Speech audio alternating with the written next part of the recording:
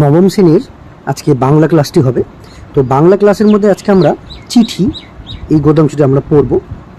এই চিঠিটি স্বামী বিবেকানন্দ লিখেছিলেন আলমোড়া থেকে। তিনি তার প্রিয় শিষ্যা মিস নোবেল ওরফে ভগিনী নিবেদিতাকে তিনি একটি চিঠি লিখেছিলেন। কেন লিখেছিলেন? তিনি জানতে পেরেছিলেন যে ভগিনী নিবেদিতা ইন্ডিয়াতে বা ভারতবর্ষে এসে তিনি যেসব কাজগুলো রয়ে গেছিলো সেই সব কাজগুলো তিনি করতে চান, এবং কোথায় আসবেন, কোথায় কিভাবে কার সঙ্গে আসবেন, পুরোপুরি কীভাবে কী কী কাজগুলো করতে হবে সব কিছুই তিনি কিন্তু এই চিঠির মধ্যে দিয়েই কিন্তু বলে গেছে। তো আজকে আমরা এই চিঠি স্বামী বিবেকানন্দের লেখা এটি আমরা দেখব। যারা আমার এই চ্যানেলটিতে নতুন এসেছে তারা অবশ্যই এই চ্যানেলটিকে সাবস্ক্রাইব করে রাখবে। এখানে কিন্তু ক্লাসের সাবজেক্টের ইম্পর্টেন্ট সেসব প্রশ্নগুলো এবং গদ্যাংশগুলি নিয়ে আলোচনা করা হয়। তো আজকে দেরি না করে আজকে আমরা শুরু করি যে স্বামী বিবেকানন্দের লেখা চিঠি, এখানে তিনি কি বলেছিলেন। স্বামী বিবেকানন্দ তিনি আলমোড়া থেকে তার প্রিয় শিষ্যা মিস নোবেল ওরফে ভগিনী নিবেদিতা তাহাকে একটি চিঠি লিখেছিলেন। কেনই বা তিনি চিঠি লিখেছিলেন এবং চিঠি লেখার উদ্দেশ্য কী ছিল এবং তিনি তাতে কি কি প্রতিশ্রুতি তাকে দিয়েছিলেন সব কিছুই আজকে আমরা দেখব। এগুলো দেখার আগে তার আগে কিছু এখানে বিশেষ ব্যক্তিত্ব রয়েছে, তাদের সম্পর্কে তোমাদেরকে একটু পরিচয় করিয়ে দিই, না হলে কিন্তু তোমাদের এখানে গল্পটি বা এটা বুঝতে তোমাদের কিন্তু একটু অসুবিধা রয়েছে। তো আজকে আমরা সবার প্রথমেই আগে যার সম্পর্কে আমরা আজকে জানবো তিনি হচ্ছেন মিস নোবেল কে ছিলেন? এখানে মিস নোবেল সম্পূর্ণ নাম যদি বলা হয় মিস মার্গারেট এলিজাবেথ নোবেল। তিনি ছিলেন স্বামীজির কিন্তু খুব প্রিয় শিষ্যা, অন্যতম এক অগ্রগণ্য। তিনি স্বামী বিবেকানন্দের অনুপ্রেরণায় এদেশে এসেছেন এবং ভারতের সেবায় তিনি তার নিজের জীবনকে উৎসর্গ করেছেন। ভারতে স্ত্রী শিক্ষা বিস্তারের কাজে এবং স্বাধীনতা আন্দোলনে তিনি কিন্তু অগ্রণী একটি ভূমিকা দিয়ে গেছেন। ভারতীয় আদর্শে স্ত্রী শিক্ষা প্রচারের জন্য কলকাতা বাগবাজারে একটি বালিকা বিদ্যালয় স্থাপন করেন, যা আজকে নিবেদিতা বালিকা বিদ্যালয় নামে খ্যাত। তার লেখা কিছু বই আমরা দেখি, তার মধ্যে হচ্ছে the masters as I saw him, web of Indian life প্রভৃতি। এটি গেল মিস নোবেল সম্পর্কে। এছাড়াও স্টাডি কে ছিলেন? Mister ET. স্টাডি স্বামী বিবেকানন্দের একজন ইংরেজ ভক্ত। প্রথম জীবনে যখন ভারতে ছিলেন তিনি তখন আলমোড়ায় তপস্যা করেন এবং ইংল্যান্ডের বেদান্ত প্রচারের কাজে তিনি স্বামীজিকে প্রচুর সাহায্য করেছিলেন। তিনি হচ্ছেন মিস্টার ই.টি. স্টাডি। আর মিস মুলার, সম্পূর্ণ নাম মিস হেনরিয়েটা মুলার। 1896 খ্রিস্টাব্দে স্বামীজি কিছুদিন তার অতিথি হয়েছিলেন এবং বেলুড় মঠ স্থাপনের কাজে তিনি অর্থ সাহায্য স্বামীজিকে করেছিলেন। তারপর থেকেই তিনি স্বামীজির খুব প্রিয় হয়ে ওঠেন। Mrs severe, captain J.H. সেভিয়ারের স্ত্রী, স্বামী বিবেকানন্দের বিখ্যাত ইংরেজ শিষ্যা। ইনিও একজন স্বামী বিবেকানন্দের খুব প্রিয়জন ছিলেন। বেদান্ত প্রচারের কাজে নিজের জীবন উৎসর্গ করে দিয়েছিলেন তিনি এবং স্বামীজির ইচ্ছা অনুপ্রেরণায় মায়াবতী অদ্বৈত আশ্রম প্রতিষ্ঠা করেছিলেন তিনি। এবং 1931 খ্রিস্টাব্দে ইংল্যান্ডে মিসেস সেভিয়ারের মৃত্যু হয় এবং রামকৃষ্ণ সঙ্গে মিসেস সেভিয়ারকে মাদার নামে পরিচিত ছিলেন। সেভিয়ার দম্পতি, ক্যাপ্টেন J.H. সেভিয়ার এবং তার স্ত্রী মিসেস সেভিয়ারের কথা বলা হয়েছে এখানে। মিসেস সেভিয়ার প্রসঙ্গে আমরা আগেই জেনেছি স্বামীজির ইচ্ছায় বেদান্ত প্রচারের উদ্দেশ্যে সোভিয়েত দম্পতি মায়াবতী অদ্বৈত আশ্রম প্রতিষ্ঠা করেছিলেন। তিনি হচ্ছেন সেভিয়ার দম্পতি। মিস ম্যাকলাউড, সম্পূর্ণ নাম মিস জোসেফাইন ম্যাকলাউড। স্বামী বিবেকানন্দের পাশ্চাত্য দেশীয় প্রধান অনুরাগী ভক্তদের মধ্যে অন্যতম তিনি ছিলেন। তিনি সবসময় স্বামীজিকে তার কাছে সাহায্য করতেন, তিনি সবসময় স্বামীজিকে তার কাজে সাহায্য করতেন। তার জীবন স্বামীজির চিন্তা ভাবনা ও কাজের দ্বারা বিশেষভাবে অনুপ্রাণিত ছিল। স্বামীজি তাকে জো বলে ডাকতেন। মিসেস বুল, সম্পূর্ণ নাম সারা বুল, নরওয়েবাসী বিখ্যাত বেহালা বাদক মিস্টার ওলি বুলের স্ত্রী, স্বামীজির শিষ্যা। অনেক চিঠিতে স্বামীজি তাকে মা বা ধীরা মাতা বলে সম্বোধন করতেন। তিনি বেলুর মঠ স্থাপনের কাজে স্বামীজিকে অনেক অর্থ সাহায্য করেছিলেন। ইনি হলেন মিস বুল। এইসব ব্যক্তিদের সম্পর্কে তোমাদেরকে আগেই তোমাদের পরিচয় করিয়ে দেওয়া, কারণ যখন স্বামী বিবেকানন্দের এই চিঠিটি সম্পর্কে নিয়ে আলোচনা করা হবে তোমরা চট করেই ধরতে পারবে যে এখানে স্বামীজি তিনি কার সম্পর্কে কীভাবে কি ব্যাখ্যা করে গিয়েছেন। আচ্ছা, দেরি না করে আজকে আমরা শুরু করে দিই। চিঠি স্বামী বিবেকানন্দের, আলমোড়া, 29 জুলাই 1897 সাল। প্রথমেই স্বামীজি তিনি চিঠিতে লিখছেন, কল্যাণিয়া মিস নোবেল, স্টাডির একখানি চিঠি কাল পাইয়াছি। এই স্টাডি আমি একটু আগেই তোমাদেরকে পরিচয় করিয়ে দিয়েছিলাম। স্টাডি হচ্ছেন স্বামী বিবেকানন্দের একজন ইংরেজ ভক্ত, যিনি আলমোড়ায় তপস্যা করেছিলেন এবং ইংল্যান্ডে বেদান্ত প্রচারের কাজে তিনি স্বামীজিকে সাহায্য করেছিলেন। সেই স্টাডির কথাই বলছে যে তার কাছ থেকে তিনি একটি চিঠি পেয়েছিলেন। তাতে জানলাম তুমি ভারতে আসতে এবং সব কিছু চাক্ষুষ দেখতে দৃঢ় সংকল্প। এখানে স্বামীজি তার প্রিয় শিষ্যা মিস নোবেলকে বলছেন যে মিস নোবেল ইন্ডিয়াতে আসতে চায় এবং সেই সম্পর্কে তিনি এই কথাটি বলেছেন।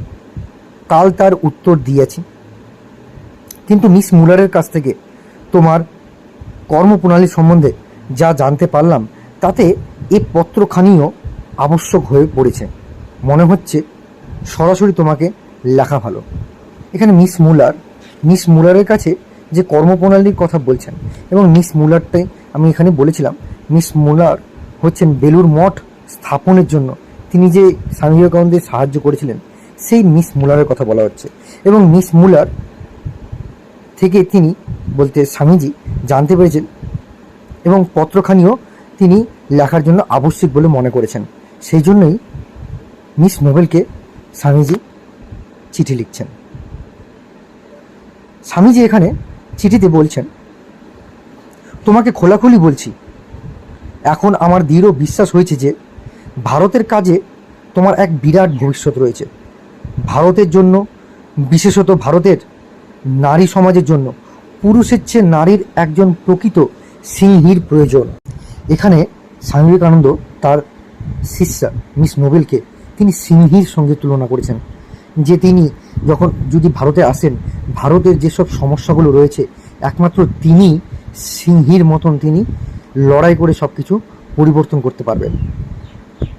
তারপর বলছেন, তোমার শিক্ষা, ঐকান্তিকতা, পবিত্রতা, অসীম ভালোবাসা, দৃঢ়তা, সর্বোপরি তোমার ধমনীতে প্রবাহিত কেল্টিক রক্তের জন্য তুমি ঠিক সেই রূপ নারী যাকে আজ প্রয়োজন। এখানে মিস নোবেলকে তিনি এতই সুনাম করছেন যে তার দ্বারাই সব কিছু কিন্তু পরিবর্তন করা সম্ভব। কিন্তু বিঘ্নও আছে বহু। স্বামী বিবেকানন্দ তিনি তার শিষ্যাকে বলছেন যে অনেক কিন্তু সমস্যাও রয়ে গেছে। এদেশে দুঃখ, কুসংস্কার, দাসত্ব প্রভৃতি কী ধরনের তা তুমি ধারণা করতে পারো না। এদেশে এলে তুমি নিজেকে অর্ধ উলঙ্গ অসংখ্য নরনারীতে পরিবেষ্টিত দেখতে পাবে। এখানেও তিনি তার শিষ্যাকে সাবধানও করে দিচ্ছেন। এখানে বলছেন যে এখনও ভারতবর্ষে এখনও দুঃখ, কুসংস্কার, দাসত্ব প্রভৃতি রয়ে গেছে। এই দাসত্ব এগুলো থেকে তাকে উদ্ধার করতে হবে, এগুলোকে এর মধ্যে দিয়েই তাকে লড়াই করে এগিয়ে নিয়ে যেতে হবে। সেই জন্য তিনি এখানে বলছেন যে এখনও দাসত্ব প্রভৃতি কী ধরনের তুমি ধারণা করতে পারো না। এদেশে এলে তুমি নিজেকে অর্ধ উলঙ্গ অসংখ্য নরনারীতে পরিবেষ্টিত দেখতে পাবে এখানে বলছেন, এবং তাদের জাতি ও স্পর্শ সম্বন্ধে বিকট ধারণা, ভয়েই হোক বা ঘৃণাতেই হোক তারা শ্বেতাঙ্গদের এড়িয়ে চলে। এদেশে যারা গরিব দুঃখীরা বা যারা দেশবাসীরা রয়েছে তারা এখনও জাতি ও স্পর্শ নিয়ে এখনও নিজেদের মধ্যে এই সংকটের মধ্যে রয়েছে। এখনও এই সংকট থেকে এখনও কিন্তু কেউ ঠিকঠাক বেরিয়ে আসতে পারেনি। কিন্তু এই সময়ে যদি তার শিষ্যা আসেন, কিন্তু এই সব সমস্যার মধ্যে তাকে কিন্তু মধ্যে দিয়েই এগিয়ে যেতে হবে। এইসবের দিক দিয়েই তিনি তাকে কিন্তু আগে থেকেই তাকে সাবধান করে দিচ্ছেন, এবং তারপরেই বলছেন যে ভয়ই হোক ঘৃণাতেই হোক তারা শ্বেতাঙ্গদের এড়িয়ে চলে। কারা এখানে বলছে যে যারা দেশবাসীরা রয়েছে তাদের সেই সময়ে কিন্তু ইংরেজরা স্বশাসিত ছিল, তো ইংরেজদের দেখে তখনও দেশবাসীরা প্রচণ্ড ভয় পেত এবং তাদের ইংরেজদেরকে দেশবাসীরা প্রচণ্ড ঘৃণা করত। কিন্তু মিস নোবেল তিনিও কিন্তু একজন ইংরেজ, কিন্তু তাকে দেখেও কিন্তু সবাই তাকেও ঘৃণা করবে, তার কাছে কেউ আসতে চাইবে না। তিনি সাহায্যের হাত বাড়িয়ে দিলেও সবাই কিন্তু তাকে সন্দেহের চোখে দেখবে। এই জন্যই তাকে সাবধান করে দেওয়া হচ্ছে। পক্ষান্তরে শ্বেতাঙ্গরা তোমাকে খামখেয়ালি মনে করবে এবং প্রত্যেকটি গতিবিধি সন্দেহের চোখে দেখবে। এদিক দিয়ে তো দেশবাসীরা তাকে শ্বেতাঙ্গদের সঙ্গে তুলনা করবে, তার জন্য তো তার কাছে কেউ আসতে চাইবেন না। এবং এদিক দিয়ে এবং অন্য দিক দিয়ে শ্বেতাঙ্গরা যারা ইংরেজরা রয়েছে, ইংরেজরাও তাকে কিন্তু খামখেয়ালিপনা হিসেবে তার চোখে তারা কিন্তু দেখবেন ভগিনী নিবেদিতাকে। কারণ তিনি তার ইংরেজদের সঙ্গে বা ইংরেজদের একই দেশের লোক হয়েও কিন্তু তিনি যে তাদের বিরুদ্ধে যেসব কাজগুলো করবেন তার জন্য তাকে কিন্তু খামখেয়ালিপনা বলে সবাই কিন্তু মনে করবে। এছাড়া জলবায়ু অত্যন্ত গ্রীষ্মপ্রধান। তিনি যে জলবায়ু অঞ্চলে তিনি বড় হয়ে উঠেছেন সেখানে কিন্তু সেই জলবায়ুর সঙ্গে আমাদের ভারতবর্ষের জলবায়ুর কিন্তু অনেক পার্থক্য রয়েছে। সেই জলবায়ুর থেকেও কিন্তু তার কিন্তু অনেক অসুবিধা হতে পারে, সেদিক দিয়েও তাহাকে কিন্তু তিনি সাবধান করে দিচ্ছেন। এদেশে প্রায় সব জায়গায় শীতই তোমার গ্রীষ্মের মতো, আর দক্ষিণাঞ্চলে তো সর্বদাই আগুনের হলকা চলছে। জলবায়ুর দিক দিয়েও কিন্তু স্বামী বিবেকানন্দ তার শিষ্যাকে কিন্তু সাবধান করছেন। শহরের বাইরে কোথাও ইউরোপীয় সুখ স্বাচ্ছন্দ্য কিচ্ছু মাত্র পাওয়ার উপায় নেই। এসব সত্ত্বেও তুমি যদি কর্মে প্রবৃত্ত হতে সাহস করো তবে অবশ্য তোমাকে শতবার স্বাগত জানাচ্ছি। স্বামী বিবেকানন্দ তাকে কিন্তু বারংবার তাকে সাবধান করে দিচ্ছে যে তুমি যেভাবে যে জলবায়ুতে তুমি বড় হয়ে উঠেছ সেই রকম জলবায়ু কিন্তু এই ভারতবর্ষে কিন্তু ওরকম জলবায়ু নেই। দক্ষিণাঞ্চলে কিন্তু আগুনের হলকার মতন প্রচণ্ড গরম রয়েছে। শহরের বাইরে কোথাও ইউরোপীয় সুখ স্বাচ্ছন্দ্য নেই। তুমি যেই সুখ স্বাচ্ছন্দ্যে বড় হয়ে উঠেছ সেই সুখ স্বাচ্ছন্দ্য কিন্তু তুমি এখানে পাবে না। এসব সত্ত্বেও তুমি কর্মে প্রবৃত্ত হতে সাহস করো তবে অবশ্য তোমাকে শতবার স্বাগত জানাচ্ছি। তিনি স্বামী বিবেকানন্দ তাকে সব দিক দিয়ে স্বাগত জানাচ্ছে যে তুমি এসো, যদি এইসব সহ্য করতে পারো, এসব যদি পার করে উঠতে পারো তাহলে সবসময় আমি তোমার সঙ্গে আছি, সব কিছুর দিক দিয়ে আমি সাহায্য করব। তারপর বলছে সর্বত্র যেমন এখানেও তেমনি আমি কেউ নই, তবু আমার যেটুকু প্রভাব আছে সেটুকু দিয়ে আমি অবশ্যই তোমার সাহায্য করব। স্বামী বিবেকানন্দ তার শিষ্যাকে সব দিক দিয়ে তাকে সাহায্য করার এবং তার যে মনোবল বাড়িয়ে তোলার চেষ্টা করছেন যে তুমি এসো, তুমি যদি এসব সহ্য করতে পারো তাহলে যতটুকু স্বামী বিবেকানন্দ যতটুকু তার সাহায্য করার যে রয়েছে সেইটুকু দিয়েই অবশ্যই তাকে সাহায্য করবে। তারপর বলছেন কর্মে ঝাঁপ দেওয়ার পূর্বে বিশেষভাবে চিন্তা করো এবং কাজের পরে যদি বিফল হও কিংবা কখনো কর্মে বিরক্তি আসে তবে আমার দিক থেকে নিশ্চয়ই জেনে রেখো আমাকে আমরণ তোমার পাশেই পাবে। তা তুমি ভারতবর্ষের জন্য কাজ করো আর নাই করো, বেদান্ত ধর্ম ত্যাগই করো, মরদ কি বাত হাতি কা দাঁত। এখানে স্বামী বিবেকানন্দ তার শিষ্যকে এতই আশ্বাস দিয়েছেন যে তুমি যে কাজে যুক্ত হবে সে কাজে তুমি জয়ী হও, বা তুমি কাজ করতে করতে যদি বিরক্ত হয়ে যাও, আমার দিক থেকে কিন্তু নিশ্চয়ই জেনে রেখো, স্বামী বিবেকানন্দ বলছেন যে স্বামী বিবেকানন্দের যত সম্ভব যে তিনি সব দিক দিয়ে তাকে সাহায্য করবে। এখানে আরেকটি কথা এখানে বলেছে, মরদ কি বাত হাতি কা দাঁত। মরদ বলতে এখানে যে যারা কথা রাখে, এক কথা দিলে এক কথাই থাকে, তাকে মরদ বলা হয়। তো মরদ কি বাত, ওরা যখন এক কথা দেয় তখন যে এক কথাই থাকে, এবং হাতির যে দাঁত সেই দাঁত কিন্তু বাইরে বেরিয়ে থাকে, সেই দাঁত কিন্তু লোকানো যায় না। সেই জন্য এখানে বলেছে যে হাতির দাঁত যেরকম লোকানো যায় না, সেরকম মরদ কি বাত সেরকম খণ্ডানো যায় না। সেই জন্য এখানে তিনি স্বামী বিবেকানন্দ তিনি বলেছেন মরদ কি বাত হাতি কা দাঁত, একবার বেরোলে আর ভিতরে যায় না। এই জন্যই বলেছে যে স্বামী বিবেকানন্দ যে এই দিক দিয়ে তার শিষ্যা, প্রিয় শিষ্যাকে যে তিনি আশ্বাস দিয়েছেন, এবং তিনি বলেছেন যে করেই হোক তুমি বেদান্ত ধর্ম ত্যাগই করো বা ধরেই থাকো, যা কিছু সমস্যা হবে তিনি কিন্তু সেই সমস্যার সমাধান করার তিনি কিন্তু আশ্বাস দিচ্ছেন। খাঁটি লোকের কথারও তেমনই নড়চড় নেই, এই আমার প্রতিজ্ঞা। তিনি এখানে খাঁটি লোকের কথা বলেছেন যে তিনি যখন কথা দিচ্ছেন এই কথার আর নড়চড় হবে না। আবার তোমাকে একটু সাবধান করা দরকার, আবার তিনি তাহাকে সাবধান করে দিচ্ছেন। বলছেন এখানে তোমাকে নিজের পায়ে দাঁড়াতে হবে, মিস মুলার কিংবা অন্য কারোর পক্ষপুটে আশ্রয় নিলে চলবে না। এখানে মিস মুলার প্রথমের দিকে তোমাদের পরিচয় করিয়ে দিয়েছিলাম যে মিস মুলার হচ্ছেন, তিনি ছিলেন স্বামীজির কাছে, তিনি কিছুদিনের জন্য অতিথি ছিলেন। বেলুড় মঠ স্থাপনের কাজে তিনি অর্থ দিয়ে তাহাকে সাহায্য করেছিলেন।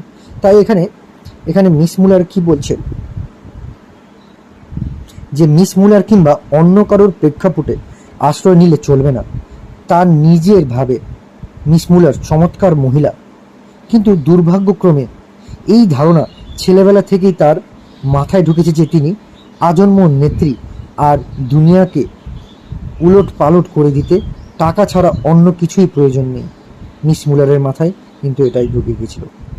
এই মনোভাব তার অজ্ঞাত সারেই বারবার মাথা তুলেছে, এবং দিন কয়েকের মধ্যেই তুমি বুঝতে পারবে যে তার সঙ্গে বনিয়া চলা অসম্ভব, কারণ তিনি টাকাই তার মাথায় ঢুকে পড়েছে, টাকায় সেই জন্য কিন্তু তাহাকে কিন্তু সাবধান করে দিচ্ছে। তার বর্তমান সংকট এই যে তিনি কলকাতায় একটি বাড়ি ভাড়া নেবেন তোমার ও নিজের জন্য, এবং ইউরোপ ও আমেরিকা থেকে যেসব বন্ধুদের আসার সম্ভাবনা আছে তাদেরও জন্য। এটা অবশ্য তার সহৃদয় অমায়িকতার পরিচয় এখানে তিনি দিয়েছেন। তিনি বলছেন কলকাতায় তিনি কিন্তু একটি ঘর ভাড়া নেবেন, এখানেও তিনি থাকতে পারেন, এবং ইউরোপীয় যারা যারা বন্ধুরা আসবেন তাদের জন্য কিন্তু এখানে থাকার একটা ব্যবস্থা তিনি করবেন।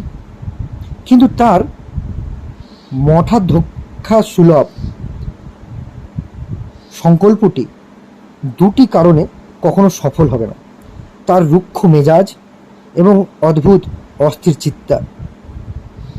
কারণ কারোর সঙ্গে দূর থেকে বন্ধুত্ব করাই ভালো। যে নিজের পায়ে দাঁড়াতে পারে তার সবই সুষ্ঠুভাবে সম্পন্ন হয়। এখানে তার শিষ্যাকে তার মনোবল বড় করার চেষ্টা করছেন যে নিজের পায়ে দাঁড়াতে হবে, নিজের পায়ে দাঁড়ালেই সবই সুষ্ঠুভাবে সব কাজ সম্পন্ন হবে। এবার স্বামী বিবেকানন্দ বলছেন মিস সেভিয়ার আমি আগেও পরিচয় করিয়ে দিয়েছি। মিস সেভিয়ার ছিলেন ক্যাপ্টেন জেইচ সেভিয়ারের স্ত্রী, স্বামী বিবেকানন্দের বিখ্যাত শিষ্যা, যিনি বেদান্ত প্রচারের জন্য উৎসর্গ করে দিয়েছিলেন। তিনি মায়াবতী অদ্বৈত আশ্রম প্রতিষ্ঠা করেছিলেন এবং তাহাকে মাদার নামে পরিচিত। তিনি খুব নরম মনের মানুষ ছিলেন।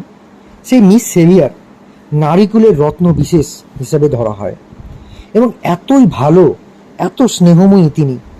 সেভিয়ার দম্পতি একমাত্র ইংরেজ যারা এদেশীয়দের ঘৃণা করে না। এখানে মিস সেভিয়ারের কিন্তু খুব সুনাম তিনি করেছেন স্বামী বিবেকানন্দ। তিনি খুবই স্নেহময়ী, খুবই ভালো ছিলেন। এমনকি স্টাডিকেও বাদ দেওয়া চলে না। একমাত্র সেভিয়ারই আমাদের উপর মুরুব্বিয়ানা করতে এদেশে আসেননি, কিন্তু তাদের এখনও কোনো নির্দিষ্ট কার্যপ্রণালী নেই। এখানে মিস সেভিয়ারের তিনি কিন্তু অজস্র অনেক প্রশংসা করেছেন এবং তার সঙ্গে তিনি তাকে বলেছেন যে তার কিন্তু এখনও কিন্তু কার্যপ্রণালী ঠিকঠাক করে উঠতে পারেননি, কিভাবে কি কাজ করবে। তুমি এলে তোমার সহকর্মী রূপে তাদের পেতে পারো। মিস নোবেলকে তিনি বলছেন যে সেভিয়ারের সঙ্গে থেকে তুমি কিন্তু কাজ করতে পারো এবং তাতে তোমার ও তাদের উভয়েরই সুবিধা হবে। কিন্তু আসল কথা এই যে নিজের পায়ে অবশ্যই দাঁড়াতে হবে। তুমি যার সঙ্গে কাজ করো না কেন তার সঙ্গে কিন্তু থেকে নিজের পায়ে তোমাকে কিন্তু দাঁড়িয়ে উঠতে হবে। এইভাবে মিস নোবেলকে তিনি কিন্তু বুঝাচ্ছেন। আরও বলেছেন, আমেরিকার সংবাদে জানলাম যে আমার দুজন বন্ধু মিস ম্যাকলাউড ও বস্টনের মিসেস বুল এই দুই শরৎকালেই ভারত পরিভ্রমণে আসছেন। স্বামী বিবেকানন্দ জানতে পেরেছিলেন যে তার দুই বন্ধু আমেরিকা থেকে ইন্ডিয়াতে আসছে। মিস ম্যাকলাউডকে তুমি লন্ডনেই দেখেছ, সেই পারি ফ্যাশনের পোশাক পরিহিতা সেই মহিলাটি। মিস বুলের বয়স প্রায় 50 এবং তিনি আমেরিকার আমার বিশেষ উপকারী বন্ধু ছিলেন। তারা ইউরোপ হয়ে এদেশে আসছেন। সুতরাং আমার পরামর্শ এই যে তাদের সঙ্গে এলে তোমার পথের একঘেয়েমি দূর হতে পারে। এখানে স্বামী বিবেকানন্দ মিস নোবেলকে তিনি বলছেন যে যদি ভারতবর্ষে আসেন তাহলে তার দুই বন্ধু তারাও কিন্তু ভারতবর্ষে আসছেন, তো তাদের সঙ্গেও কিন্তু আসতে পারেন, কারণ তাদের সঙ্গে আসলে তার একঘেয়েমিটাও দূর হয়ে যাবে।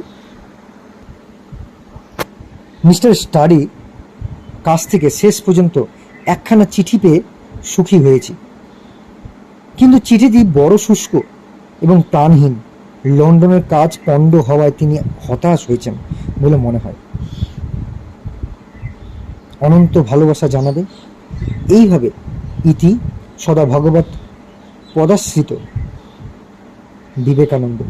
এইভাবে তিনি চিঠিতে তার প্রিয় শিষ্যা নোবেলকে এক চিঠিতেই তিনি কিন্তু সম্পূর্ণ সব কিছু তিনি কিন্তু তাকে বুঝিয়ে দিয়েছেন যে ভারতবর্ষে এসে তাকে কি কি কাজ করতে হবে, কি কি তার অসুবিধায় তিনি পড়তে পারেন বা কি কি সমস্যায় পড়তে পারেন, কার সঙ্গে থাকতে হবে, কাদের সঙ্গে আসলে তার সুবিধা হবে, এবং তিনি সফল হোক বা নাই হোক বিবেকানন্দ স্বামীজি তার সঙ্গে সবসময় রয়েছেন, সব কিছু কাজে তাকে সাহায্য করে যাবেন সব কিছুর দিক দিয়ে। এইভাবেই একটি চিঠির মাধ্যমে তার প্রিয় শিষ্যাকে সব কিছু বুঝিয়ে দিয়েছেন। এই হচ্ছে আমাদের চিঠি স্বামী বিবেকানন্দের লেখা। এখানে তোমরা কিন্তু দেখতে পেলে যে স্বামী বিবেকানন্দ তার শিষ্যাকে কীভাবে তাকে বুঝিয়েছেন, কি কি লিখেছেন।